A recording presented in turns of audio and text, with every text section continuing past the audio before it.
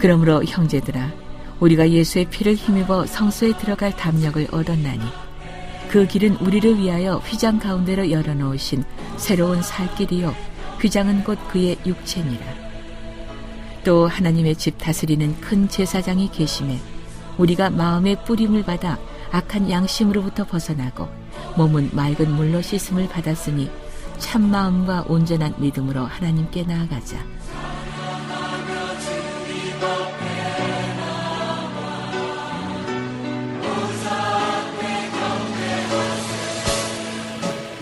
오늘 말씀드릴 제목은 하나님의 장막, 지성소의 축복을 누리자.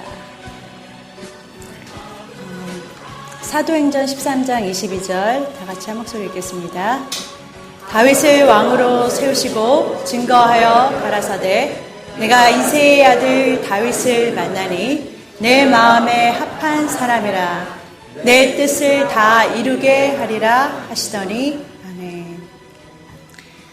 여기 보니까 하나님께서 다윗이라는 사람을 내 마음에 합한 자라고 말씀하세요. 그래서 그 내 마음에 쏙 드는 그 다윗을 통해서 하나님의 뜻을 다 이루신대요. 다윗은 하나님의 사랑을 받는 자라는 이름의 뜻이 있어요. 다윗이 어떻게 이렇게 하나님의 마음에 쏙 들어서 하나님의 그를 통해서 하나님이 하시고 싶은 일들을 다 행하셨을까요? 참 부럽지 않으세요? 이런 사람이 되고 싶지 않으세요? 다윗과 같이 하나님 마음에 쏙 들어서 정말 그 행사가 형통하고 하나님께서 당신의 뜻을 당신 마음에 쏙 드는 그 다윗을 통해서 다 이루신다는 거예요. 다윗과 같은 저와 여러분 되시기를 주님의 이름으로 축복합니다. 시편 27편 4절 5절 같이 한 목소리 읽겠습니다. 내가 여호와께 청하던 것 한 가지 일 곧 그것을 구하리니 곧 나로 내 생전에 여호와의 집에 거하여 여호와의 아름다움을 낭망하며 그 전에서 사모하게 하실 것이라. 5절 여호와께서 환난 날에 나를 그 초막 속에 비밀히 지키시고 그 장막 은밀한 곳에 나를 숨기시며 바위 위에 높이 두시리로다. 아멘. 이 시편의 다윗의 고백이 여기 보니까 다윗이 자기 생전에 딱 한 가지, 여러 가지 다 안 구한대요. 딱 한 가지 구한대요. 딱 한 가지 정말 하나님께 구하는 한 가지 소원이 있는 거예요. 그것이 뭐냐 하니까 여호와 하나님의 집에 거하게 해달라는 거예요. 하나님의 장막에 내가 있게 해달라는 거예요. 그래서 그 장막 안에서 여호와의 아름다움을 앙망하며, 그게 무슨 말이냐면은 내가 그 하나님의 전에서 하나님의 얼굴을 본다는 거예요. 그래서 그 전에서 하나님을 사모하며 살고 싶다는 거예요. 다윗이 바라는 것이 뭐였다고요? 딱 하나, 여호와 하나님 그 장막에 하나님의 집에 살고 싶다는 거예요. 이 고백 속에 사실 하나님의 마음에 탁 드는 다윗의 고백이 있는 거예요. 여러분과 제가 이 고백을 하시면 이 고백을 한다면 하나님이 다윗과 같이 여러분과 저희를 사랑하여 주실 줄로 믿습니다. 5절에 보니까 여호와의 환난 날에 나를 그 초막 속에 지키시고 그 장막 은밀한 곳에 나를 숨기시며 그랬어요. 여러분들이 여호와 하나님의 장막 속에 거하면, 여호와 하나님의 집에 있으면 환난이 여러분들을 건드리지 못해요. 세상이 요동을 해도 여러분들은 안전할 수 있어요. 문제가 와도 여러분들은 안에 누가 지키셔요? 하나님의 크신 팔이 그 장막 안에 있는 여러분을 지키신다는 거예요. 이 비밀을 다윗이 아는 거예요. 하나님 장막 안에만 들어가면 내가 평강이 있다는 걸 안다는 거예요. 그러니까 다른 것도 구하지 않아요. 내가 하나님 집에 장막에 살게 해주세요. 내 평생에 그것만 바란다고 말하고 있어요. 이 다윗이 골리앗과 전쟁을 치른 얘기는 여러분 다 아실 거예요. 그렇죠? 다윗이 전쟁터에 우연하게 가게 됐어요. 전쟁터에는 그 형들, 건장하고 늠름한 형들은 전쟁터에 나갔어요. 근데 골리앗이라는 블레셋의 대표 하나가, 큰 장정 하나가 나와보라는 거예요. 1대1로 싸우자 그러니까 아무도 못 나가요. 근데 이 다윗이 아버지 이새가 그 형들한테 도시락을 싸다 주라고, 전쟁터에 가 있는데 형들의 안부가 궁금하니까 도시락 좀 싸가서 한번 갔다 오라 그래서 가서 와보니까 골리앗이 하나님의 군대, 여호와의 이스라엘 군대를 막 조롱하고 있는 거예요. 화가 난 다윗이 만군의 여호와를 조롱하는 그 블레셋 군인 골리앗 앞에 딱 쓴 거예요. 자기가 사울 왕한테 자기가 가서 골리앗과 싸운다 그래요. 그랬더니 사울 왕이 지금 다윗한테 이렇게 다윗에게 너는 싸워본 적도 없는 소년이고 조그만 소년이고 그는 용사인데 전쟁에 능한 용사인데 네가 어떻게 이기냐고 그러니까 지금 이 사무엘상 17장에서 34절에서 37절의 말을 다윗이 하고 있는 거예요. 제가 먼저 여러분들 읽겠습니다. 다윗이 사울에게 고하되 주의 종이 아비의 양을 지킬 때에 사자나 곰이 와서 양떼에서 새끼를 움키면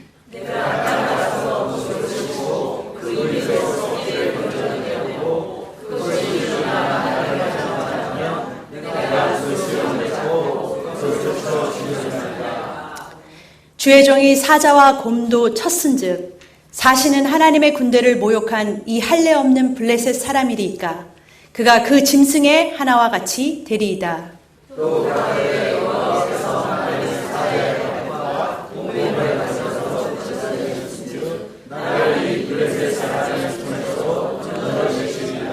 아멘. 지금 다윗이 이렇게 말하고 있는 거예요. 사울한테. 내가 아버지의 양을 치는 나는 목자라는 거예요. 양치기는 목동이라는 거예요. 근데 여러분들 이스라엘에 가보시면 알겠지만 이 이스라엘의 지형적 조건은요, 이 목동을 이게 양을 치기에 그렇게 좋은 환경이 아니에요. 양을 이렇게 평지에 이렇게 쫙 풀어놓고서 푸른 초장 쫙 넓은 평연지에 이렇게 양을 막 데리고 다니는 게 아니에요. 거기는 이렇게 고지대가 많고 산맥이 많아요. 그리고 광야예요. 그러니까 이제 다윗이 이제 양을 끌고서 이제 풀을 먹이는 거예요. 근데 가까운데 이제 풀을 다 먹였어요. 그러면은 이제 양이 그 앞에 있는 가까운데 풀 다 먹었으면 이제 풀이 없잖아요. 그러면 좀 더 먼 데로 가야 되는 거예요. 그리고 그 먼데 또 먼데, 더 먼데, 더 먼데. 그러다 보면은 더 멀리 나가다 보면은 그날 안에 돌아올 수 없는 그쵸 상황이 많이 생기겠죠. 그러면은 다윗은 이 양들과 함께 그 광야 들판에서 밤을 지새는 거예요. 거기와 양들과 함께 같이 자는 거예요. 집에 돌아오지 못한 때가 허다할 거 아니에요. 그 광야에서 이 다윗은 하나님을 찾았어요. 그가 그 광야에서 광야의 들판 그 어두운 곳에서 곰을 만나고 사자를 만나고 늑대를 만나고 들짐승을 만나 자기가 죽을 뻔한 경험이 많았던 거예요. 그런 상황 속에서 그는 하나님을 찾았고 그가 하나님을 의뢰했을 때 그가 누구를 쳤어요. 사자를 치고 그 사자의 입에서 뭐예요? 자기 양 물고 가는 사자의 입에서 양을 건져냈다는 거예요. 그는 그런 칠흑 같은 광야의 그런 어둠 속에서 누구를 의지함으로 싸움에서 승리했던 사람이에요. 하나님을 의지했던 사람이에요. 그러니까 그에게 골리앗은 그 사자와 곰 같은 거밖에 안 보이는 거예요. 여러분들 앞에 선 골리앗은 세상이에요. 여러분들이 굉장히 무겁고 버겁게 느껴지는 것이 뭐냐면 여러분들이 이 땅에 사는 동안에 여러분들을 짓누르는 그 세상이에요. 세상에 나가서 여러분들이 돈 벌면서 살아야 되잖아요.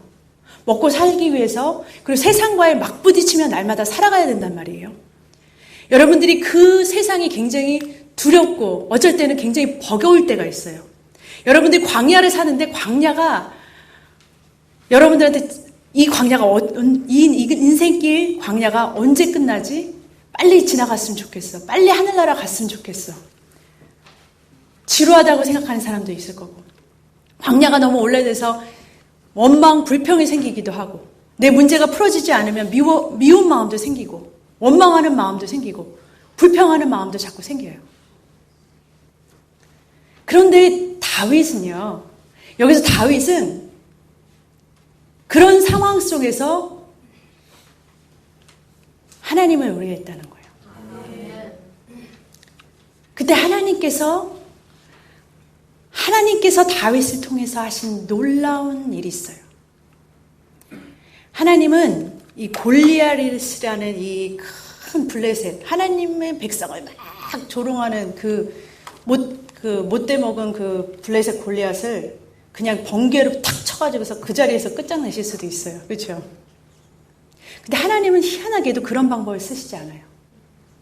하나님은 골리앗 앞에 다윗을 세우셨어요. 그게 하나님의 방법이에요.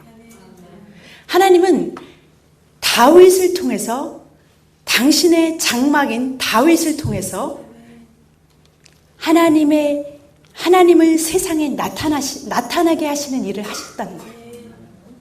이 다윗의 마음이 하나님으로 막 감동이 돼서 이 마음에 그 하나님을 모욕하는, 하나님의 백성을 모욕하는 그거를 참을 수가 없는 거예요. 그러니까 그가 늘 항상 이렇게 해왔던 대로 이 돌 있잖아요. 이 조약돌을 딱 주워다가 딱 달고서 이렇게 골리앗의 그냥 이마를 향해서 딱 던졌는데 2개도 아니에요. 딱 한 방에 여기를 맞고서 쓰러져 버렸어요. 여러분 생각해 보세요. 다윗 안에 하나님이 임재하고 계셨어요. 다윗 안에 하나님이 계셨다면 골리앗은 게임 끝난 거예요. 다윗과 골리앗의 싸움이었으면 다윗이 이길 수가 없어요. 근데 이 전쟁은 뭐였냐면 다윗 안에 계신 하나님과 골리앗의 싸움이에요. 누가 이기는 승리이겠어요? 여러분들 안에 하나님이 계시다 그러면은 세상이 여러분들을 이길 수 없다니까요. 이 방법을 믿으시기를 주님의 이름으로 축복합니다. 하나님은 처음부터 이것을 여러분들에게 이루시기를 원했어요. 하나님의 전은 다른 데 있는 게 아니에요. 그 창세기 28장 16절에 보면은 야곱이 에서를 피해가지고서 광야에서 이렇게 돌잠을 베잖아요. 그리고 하나님을 만나요.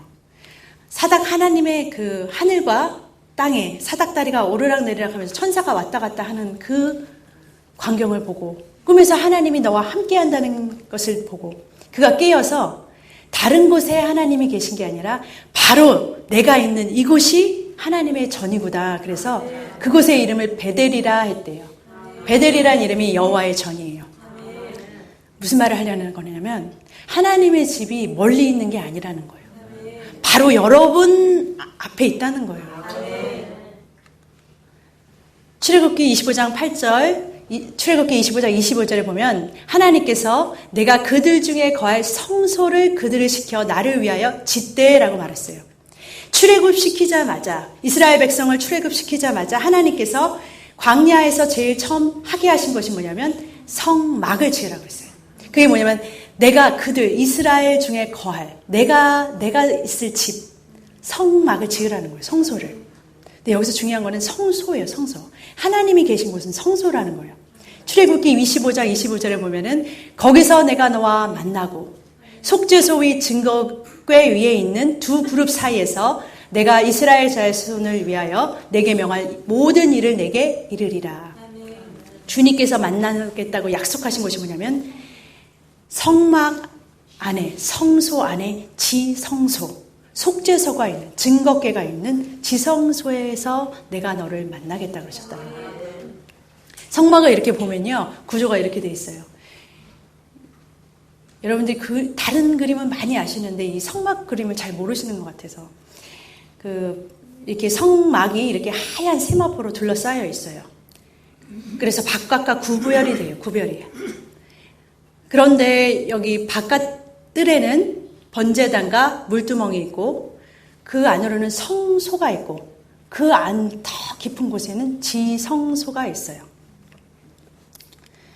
근데 성소, 하나님이 계신다는 성소는 바로 이렇게 4겹으로 덮개가 덮여 있어요. 첫 번째 덮개는 이렇게 청색, 자색, 홍색, 배실, 하얀 실로 이렇게 짜서 천사 이렇게 그룹 있죠. 그룹 모양으로 해가지고서 만든 그 하늘 모형 같은 그런 상징을 한 그 천이 딱 짜여져서 첫째 칸을 답고요. 두 번째는 수양, 속죄를 의미해요. 완전한 속죄. 그리고 수염소를 빨갛게 물들인 그 붉은색 천은 십자가의 피 흘림, 대속을 의미하고, 맨 마지막에 여기 덮은 이렇게 얼룩덜룩한 그거는 해달의 가죽이라고 해서 물개 가죽이에요. 그러니까 방수가 잘 되겠죠. 일단 물개니까 비가 와도 눈이 와도 상관없는 거예요. 눈은 거기 안 오겠지만 그래도 방수가 잘 돼요.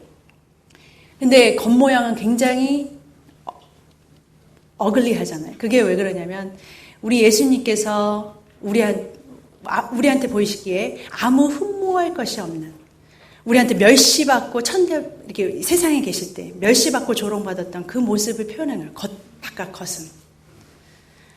이곳에 주님이 계시는데 보시다시피 이 오른쪽에 그러니까 번제단 물두멍 그 안에 성소, 이 네 덮개가 쌓여 있는 그 안에 뭐가 들어있냐? 이렇게 보니까 금향단이 가운데 있고 금향로가 왼쪽에는 금향단이 있고 오른쪽에는 떡상이 있어요. 그리고 그 안으로 또 들어가면 속죄소, 법궤가 있는 지성소가 있는 모형이에요. 이렇게. 근데 요거를요, 제가 요렇게 세어보니까요, 요렇게 이렇게 동문으로 해서 이렇게 들어가는데, 서쪽으로 요거 요렇게 세어보니까 이 구조가 요렇게 되어 있어요. 이렇게 무슨 모양인지 보이시어요? 십자가의 모양으로 되어 있죠. 지성소로 들어가는 게 이 십자가의 모양이에요. 지금 이렇게 성막에 들어있는 구조가 십자가의 모형으로 되어 있다는 거예요. 그런데 여기서 우리는 번제단과 물두멍에서 많이들 거기서만 많이 이렇게 신앙생활을 많이 해요. 여기 보니까 번제단 쪽에는 굉장히 뭐예요? 이렇게 와글와글 시끄럽죠. 그때는 더 심했을 거예요. 막 양 잡고 소 잡고 비둘기 잡고 얼마나 난리 쳤겠어요. 그래가지고서 그거를 막 목을 비틀어서 잡고 나서 번제단에 가져오잖아요. 왜냐면 죄인들이, 그 백성들이 저 성막에 들어갈 수 있었어요. 죄인이 들어갈 수 있었어요. 왜냐면 자기 죄를 들고서 그 짐승과 함께 들어가서 안수하고 잡아서 번제단에다가 속죄하잖아요. 불태우잖아요. 얼마나 많은 피가 범벅이 되겠어요. 번제단에는 항상 피가 범벅이 돼 있어요. 근데 중요한 거는 그 번제단 위로 보면은 물두멍이 있는데 물을 담고 있어요. 그 물두멍에서 이제 이 제사장들이 손발을 씻고서 그 피를 가지고 이제 성소로 들어가는 거예요. 그러니까 이 물두멍부터는 누가 사용하는 것이냐? 제사장들만 사용하는 거예요. 그냥 일반 백성이 저 성소로 들어갈 수가 없어요. 성소 안으로 절대로 못 들어가요. 제사장만 저 성소로 들어갈 수가 있어요. 우리가 보통 이렇게 신앙생활 할 때 우리의 죄를 주님 앞에 가지고 나오잖아요. 주님 앞에 나와서 우리가 일주일 동안 우리 마음대로 막 살다가 주일날 아니면 예배 시간에 주님 앞에 와서 우리 죄를 회개하고 다시 또 나가서 또 죄를 짓고 다시 돌아와서 또 번제단에 소 한 마리 잡든지 양 한 마리 잡든지 믿음이 없으면 비둘기 한 마리 잡아서 바치죠. 다시 또 가요. 또 죄를 짓고 또 끌고 가요.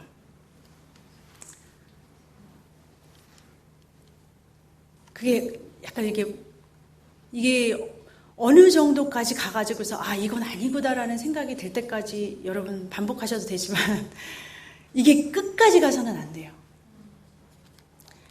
여기 보니까 번제단은 시작이에요. 십자가의 시작이죠. 거기를 통해서 어디까지 가야 되냐면 지성소까지 가야 되는 거예요. 우리가 보통 번제단에서 드리는 것으로 우리의 신앙생활이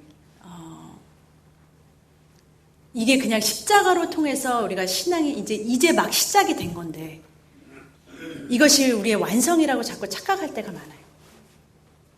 지성소로 들어가는 것을 위해서 하나님께서 십자가의 대속을 하셨다는 거예요. 그 성소에 들어가는 제사장들은 거기서 할 일들이 되게 많아요. 떡상에 떡을 막 새롭게 날마다 갈아야 되고요. 분향 향단에 향을 갈아야 날마다 새롭게 해야 되고 불을 꺼트리지 말아야 되고 이게 그 안에 있는 제사장들이 하는 일이에요. 그 안에 더 깊은 곳에서 대제사장에 들어가서 주님을 만나는 거예요. 요한일서 5장 4절 5절 같이 한 목소리 읽겠습니다. 대저 하나님께로 난 자마다 세상을 이기느니라. 세상을 이긴 이김은 이것이니 우리의 믿음이니라. 예수께서 하나님의 아들이심을 믿는 자가 아니면 세상을 이기는 자가 누구뇨? 여러분 여기서 보니까요. 세상을 이긴 자, 골리앗을 이긴 자가 누구뇨 그랬어요. 그러니까 하나님의 아들을 믿는 자가 아니면 세상을 이길 자가 없다고 말해요. 근데 더 중요한 거는 6절, 7절, 8절에 있어요.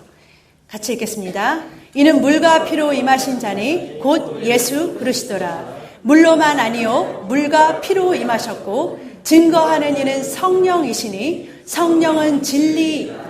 증거하는 이가 셋이니 성령과 물과 피라. 또한 이 셋이 합하여 하나이니라. 아멘.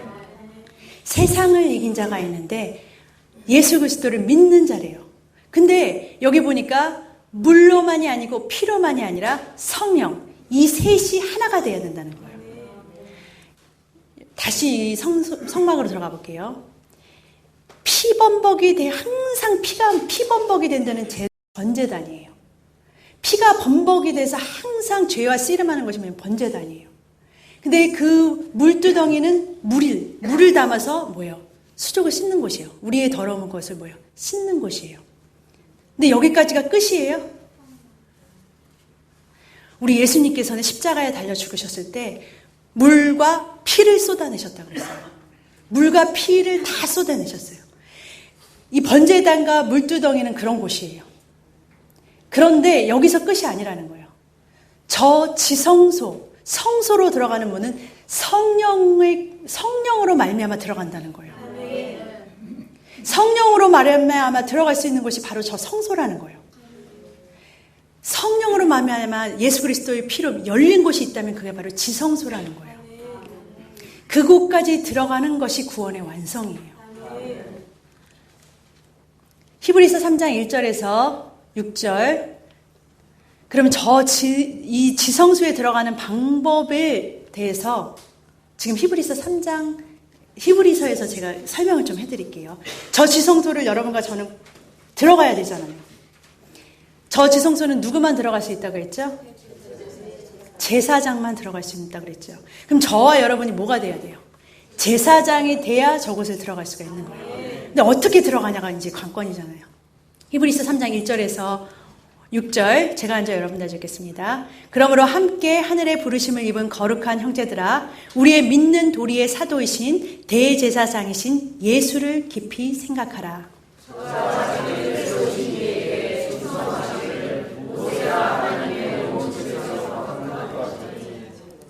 또한 모세는 장래에 말할 것을 증거하기 위하여 하나님의 온 집에서 사환으로 충성하였고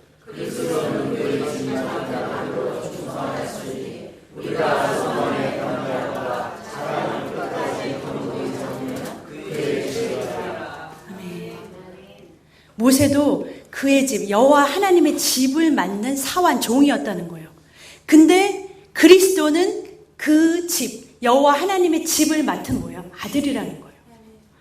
근데 중요한 거는 우리가 소망의 담대함과 자랑을 끝까지 견고히 잡으면 그의 집이라 그랬어요. 우리가 바로 하나님의 여호와의 뭐예요? 집이라는 거예요.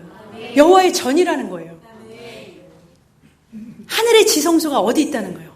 내 안에 있다는 거예요. 근데 여기서 또 중요한 거는 뭐냐니까 그리스도는 그 집 맡은 충성되이 그 집을 위해서 충성되이 봉사하는 모세는 종으로 봉사했지만 우리 예수 그리스도는 그 집을 위해서 하나님의 전을 위해서 충성된 아들로 지금 봉사하고 있다니까요. 그러니까 지금 우리를 위해서 충성되이 이 집을 돕고 계신 분이 누구시겠다는 거예요? 예수님이 돕고 계시다는 거예요. 지금 한마디로 말하면 나를 위해서 돕고 계신 이가 예수 그리스도라는 거예요. 하나님의 집이기 때문에 충성을 다하시는 거예요. 하나님이 집이기 때문에 예수 그리스도가 이거를 붙잡고 계신다는 거예요.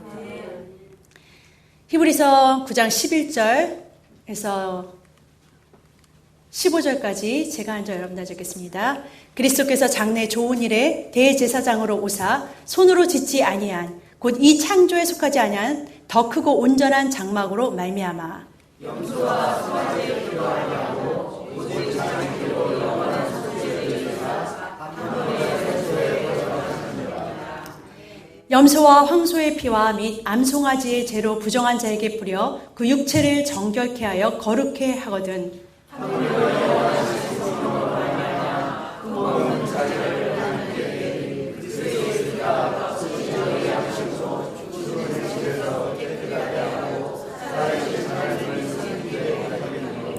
아멘. 염소의 피도 사람의 죄를 속죄했었어요. 첫 번째 장막에서 짐승의 피도 사람의 죄를 속죄했단 말이에요. 근데 14절에 보니까 하물며 성령으로 말미암아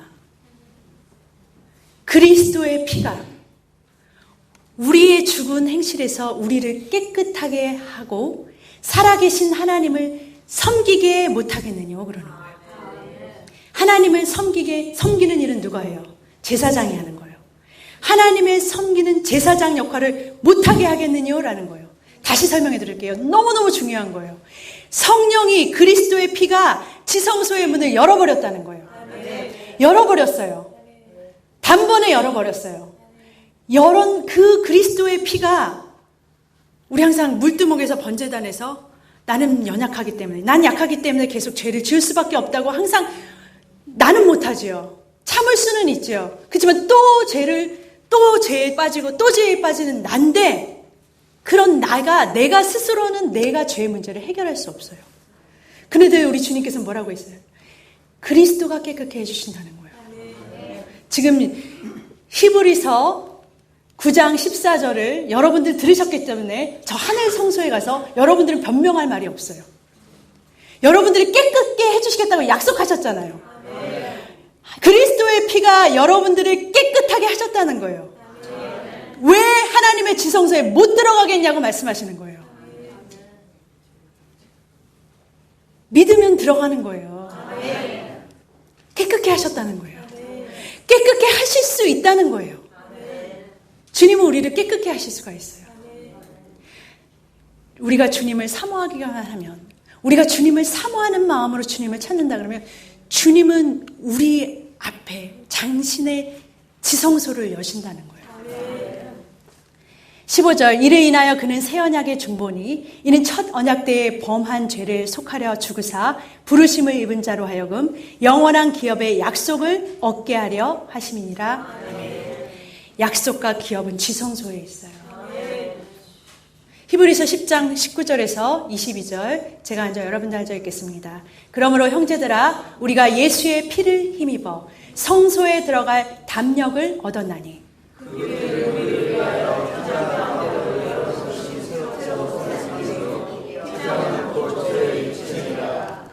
또 하나님의 집 다스리시는 큰 제사장이 계심에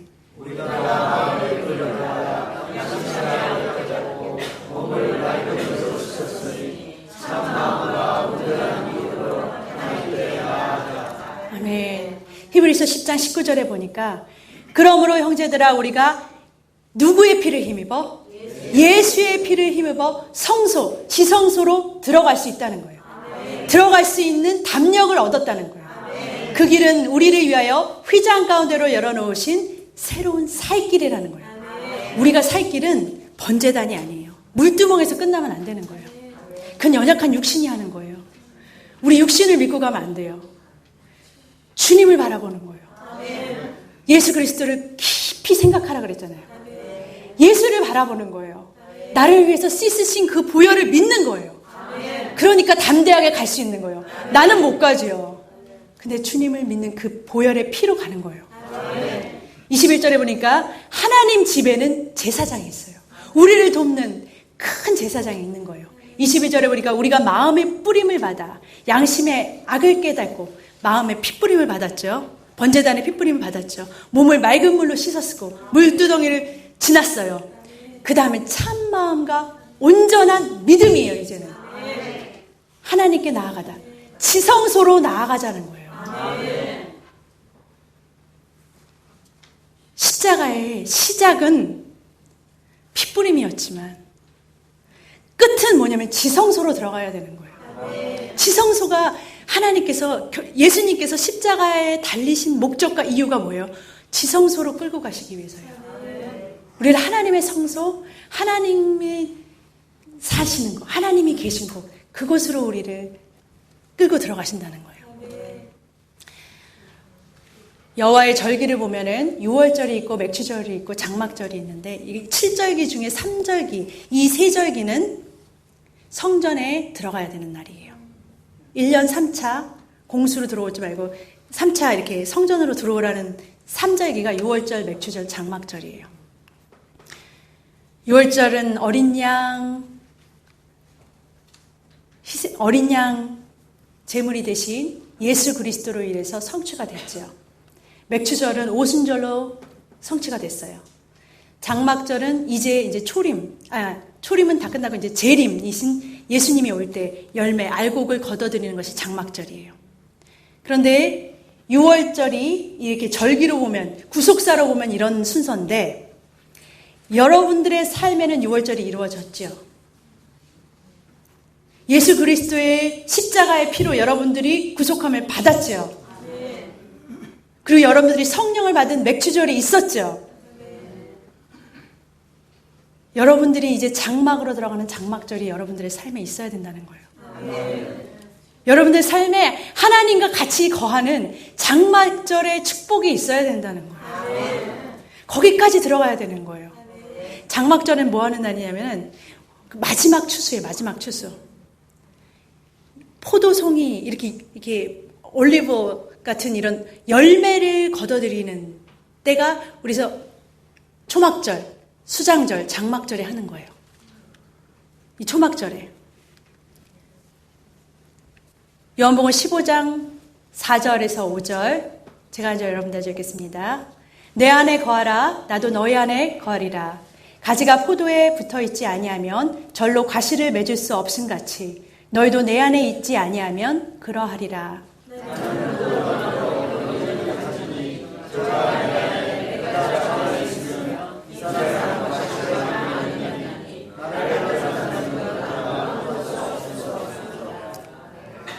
지금 주님께서 뭐라고 그러시냐면 내 안에 거하라 그래요.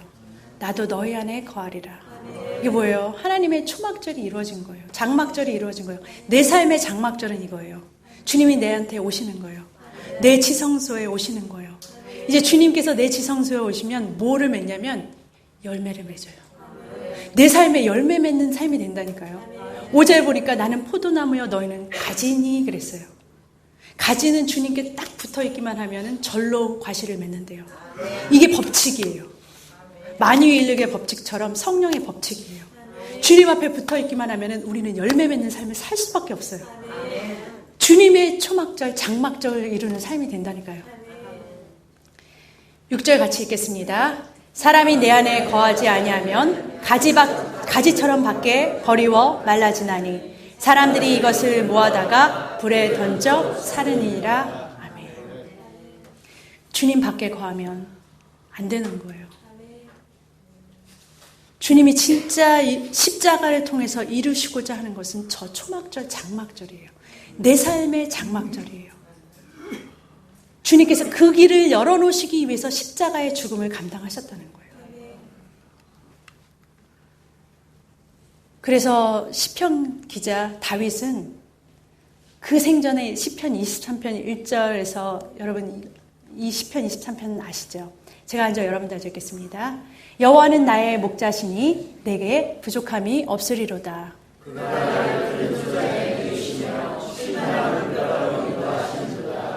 내 영혼을 소생시키시고 자기 이름을 위하여 의의 길로 인도하시는도다.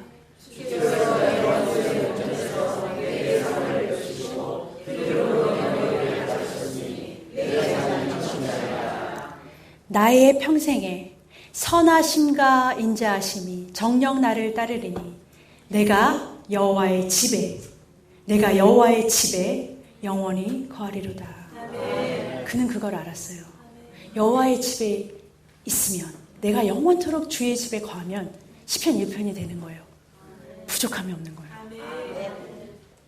부족함이 없는 걸 아는 거예요. 푸른 초장인 걸 아는 거예요. 영혼이 소생되고 음침한 사막과 골짜기를 지나더라도 내가 해를 받지 않는 거를 뭐예요? 그가 아는 거예요. 그는 이 비밀을 아는 거예요. 여호와의 장막절의 비밀을 알아요. 초막절의 비밀을 알아요. 그래서 그의 단 일생의 소원은 뭐였냐면 여호와의 집에 거하는 거예요. 내 삶이 일생이 주님께 소원이 뭐냐? 나는 내 장막을 뭐예요? 집에 있거나 밖에 있거나 교회에 있거나 직장에 가거나 사업장에 가거나 친구를 만나거나 나는 뭐예요? 하나님의 지성소예요. 하나님이 거하는 집이라는 거예요. 하나님이 거하실 수 있는 뭐예요? 장막을 펴는 거예요. 내가 그리스도 안에서 이 지성소로만 들어갈 수 있다면, 내가 제사장이 돼서 지성소로만 들어갈 수 있다면, 제사장은 나만 살아요? 나의 죄만 가지고서 나만 사는 사람이에요? 아니에요. 백성의 죄를 들고서 주님께로 나가는 자들이에요. 무슨 말이냐면 제사장 된 여러분은요, 여러분 때문에 여러분의 옆에 있는 내 자녀가 잘 돼버려요. 나 때문에 우리 사업장이 잘 돼버려요. 나 때문에 내가 만나는 사람들에게 뭐예요? 축복이 전달이 된다는 거예요. 그 제사장의 역할이 되는 거예요. 여러분들을 왕 같은 제사장으로 불렀잖아요. 지성소로 들어가게 하기 위해서 불렀다는 거예요. 여호와의 하나님 전에 정말 이 축복을 받아 누시기를 주님의 이름으로 축복합니다. 그럴 때 주님께서는 다윗과 같이 우리를 내 마음에 합한 자라고 부르실 거예요. 주님을, 여호와 하나님을 앙망하는 자, 주님을 끝까지 붙들고 찾는 자, 주님을 사랑하는 자, 벌써 주님은 그에게 마음이 다 열려 계세요. 주님께서 응답하시고 그의 삶이 장막적이 되시기를 주님의 이름으로 축복합니다. 기도하겠습니다.